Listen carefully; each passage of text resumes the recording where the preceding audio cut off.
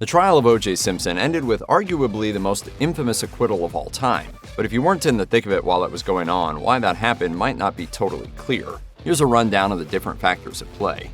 The late Orenthal James Simpson, commonly known as O.J. or the Juice, was an American football star, broadcaster, and actor.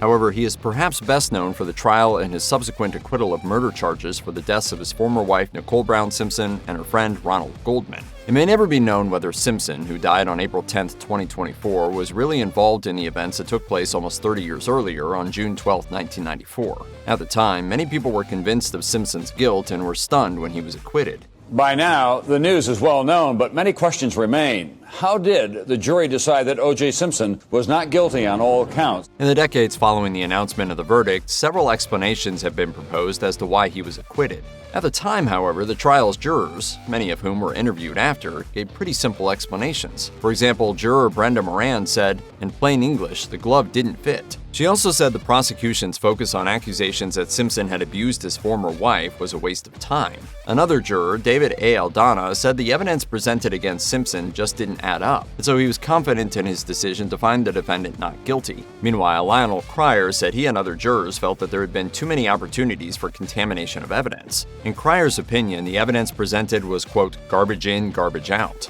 It has since been suggested that the jury's acquittal of Simpson was racially motivated, as Simpson, as well as 9 of the jurors, were black. However, Columbia Law School professor Patricia Williams argues the verdict had nothing to do with race. In Professor Williams' opinion, the jurors made their decision based solely on the evidence presented at trial. Williams says the prosecution simply did not meet the burden of proof. University of Virginia law professor Alex Johnson further disputes claims that race was a factor in the jury's verdict. As Simpson was a wealthy celebrity, Johnson said he had essentially distanced himself from a large portion of the black community. Therefore, Johnson says it is unlikely that the jurors felt any affinity toward Simpson in that regard. Others have blamed the media's coverage of the case for influencing the behavior of the participants and possibly influencing members of the jury. Lori Levinson, who teaches criminal law at Loyola Law School in Los Angeles, said that Judge Lance Ito's decision to allow the entire trial to be televised essentially turned the case into a reality TV show. Professor Patricia Williams, meanwhile, claimed that the live coverage turned the focus away from the facts of the case. The prosecution has also received much of the blame for Simpson's acquittal, as they failed to prove their case beyond a reasonable doubt. The collected evidence included a single glove found at the crime scene and a glove found outside O.J. Simpson's home, which contained a trace of Ron Goldman's DNA. In addition, drops of Nicole Brown Simpson's, Goldman's, and O.J.'s blood were found inside Simpson's Bronco. A sock with drops of O.J.'s and Nicole's blood was also found inside Simpson's bedroom. But as the trial progressed, it became clear that the blood and DNA evidence were simply not enough to secure a conviction.